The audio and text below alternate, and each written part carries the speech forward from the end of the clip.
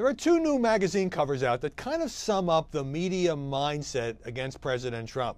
One is from The New Yorker, shows Donald Trump playing golf on the White House lawn and smashing a bunch of windows in the White House. The other one is The Economist, which shows, again, Trump the golfer trying to dig out of a very, very, very deep hole or sand trap, so deep you can barely even see the guy. And that about sums it up. The argument, the view in the mainstream media, which doesn't have any great, deep, abiding love for this president, is he's having a terrible time. His presidency is in crisis. He's drowning. He shows he can't do the job, all of that. Now, if you want to take a blunt look at the first couple of months, there have been some mistakes and missteps, of course. He's had the two executive orders on immigration, both of which have been blocked by courts, the second one at least for now.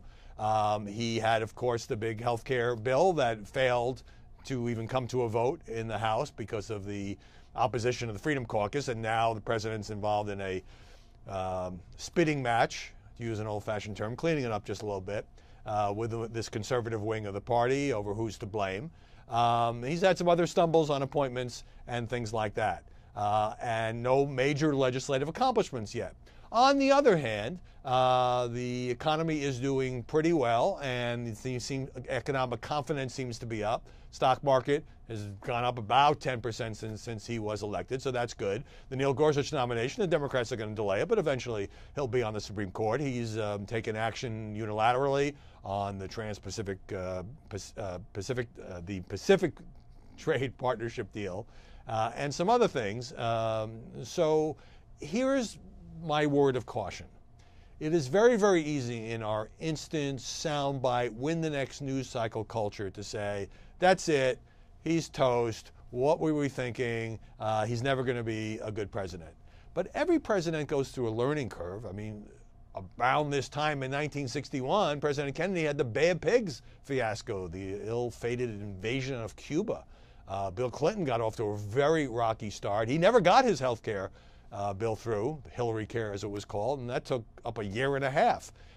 So the question is, for a guy who's never been in politics, who is learning the levers of Washington, who was elected really running against both parties, the Republican establishment, which wanted anybody but Trump, and of course the Democrats, you know, there's plenty of time for him to turn this around.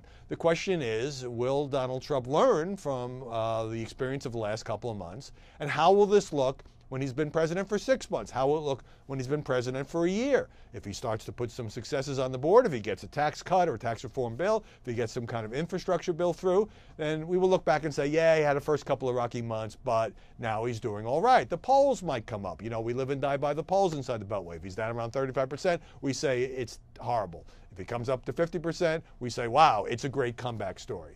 So what I'm cautioning against here is the rush to judgment. The media do this all the time. You're either brilliant or you're awful and an idiot. And so the guy's been in office 2 months. And, you know, when you elect somebody who has never been a politician, that person brings great strengths in that he is not wedded to the Washington way of doing things, drain the swamp and all that. But you also, therefore, have somebody who doesn't know the nuances of dealing with Congress, of drafting executive orders so they can pass judicial muster, and all the things that even experienced politicians go through when suddenly they're president and every word is measured carefully. So I'll be reporting periodically on how I think he's doing and how the media are covering him. But bottom line here, it's still early, folks.